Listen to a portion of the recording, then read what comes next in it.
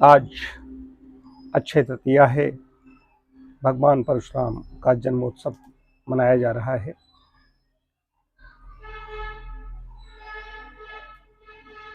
भगवान परशुराम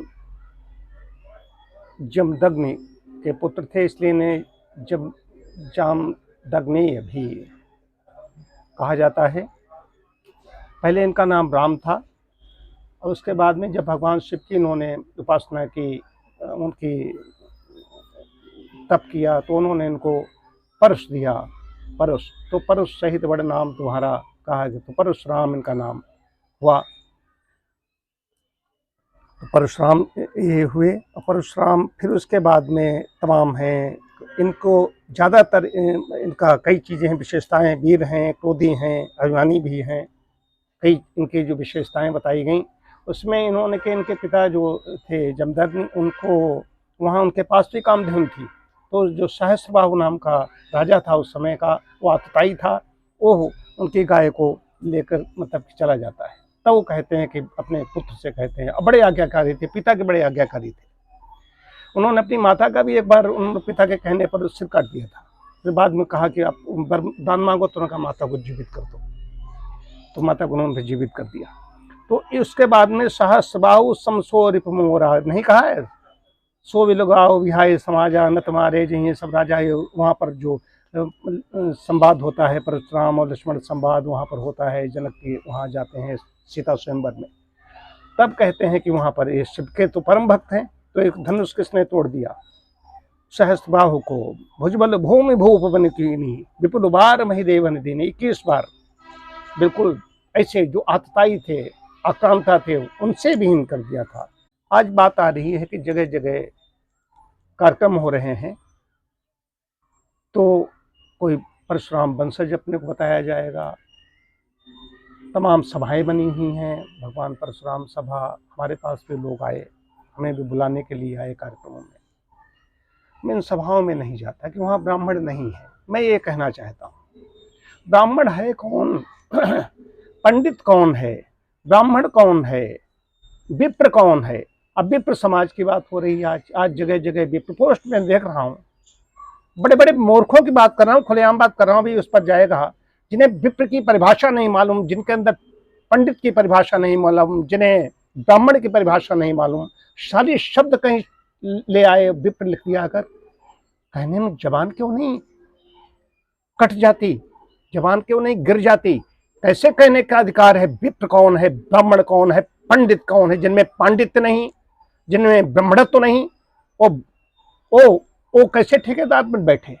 देख लो जाकर सभाओं में जाकर के, सूत्र तो भले ही मलिन खंडित कैसा भी पड़ा होगा, लेकिन शिखा देखिए जाकर उनकी, जो उसके मठाधीश हैं उनकी बात कह रहा हूं। तो ब्राह्मण कौन है? जो ब्रह्म में विचरण करता है, ब्रह्म को जानता है, ब्रह्म की उपासना करता है, वो ब्राह्मण है। पंडित कोई व्यक्ति हो सकता है, कोई राजनीति का पंडित है, राजनीति शास्त्र का ज्ञाता है, कोई कला है, कोई संगीत का है, वो उसका पंडित कहा गया है, किसी विषय की विशेषज्ञता। और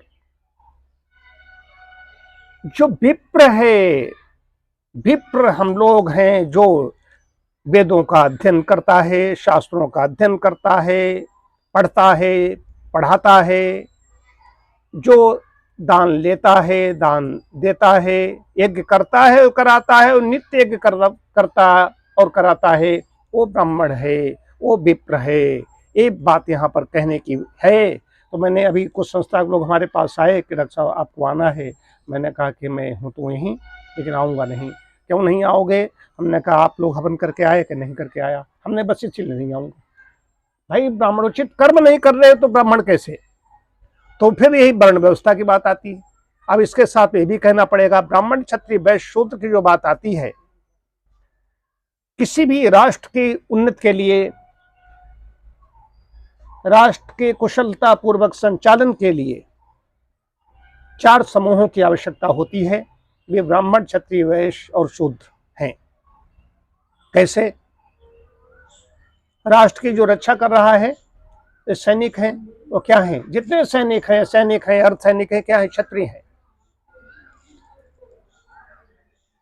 जो वैज्ञानिक हैं, जो साइंटिस्ट हैं, शिक्षक हैं, प्रोफेसर हैं, वैद्य हैं, ये सब क्या हैं?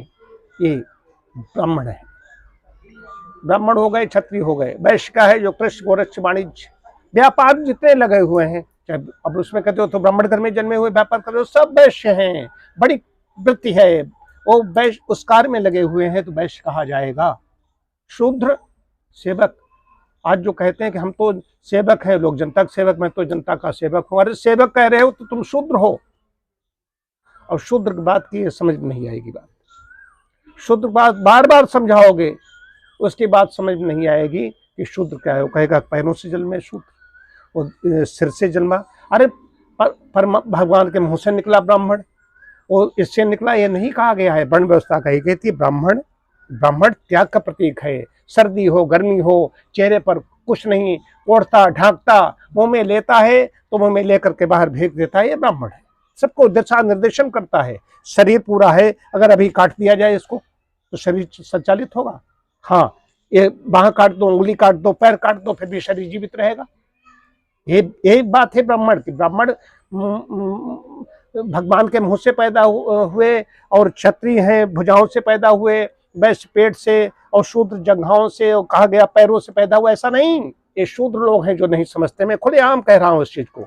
एक बड़ी चीज, अरे भगवान जो परमात्मा निराकार है, वो उसका कहाँ मुंह है, उसके कहाँ पैर हैं? अरे मूर्खों, ये तो समझो, ये समझने की बात है। ये सब जो है कि ये शूद्र ही हैं जो सारी छिन्न भिन्न व्यवस्था किए हुए हैं। आज कहना आवश्यक था। शुद्ध है ब्राह्मण हो सकता है, ब्राह्मण है शुद्ध हो सकता है। अपने कर्मों से गुरुकुल में पढ़ने के लिए जाते थे 12 वर्ष के लिए। 12 वर्ष में भी जिनकी विद्या समझ में नहीं आती, गुरुग्रह गए पढ़ने रघुराई, अल्पकाल विद्या सभाई। किसके लिए? भगवान राम के लिए कहा जा रहा है।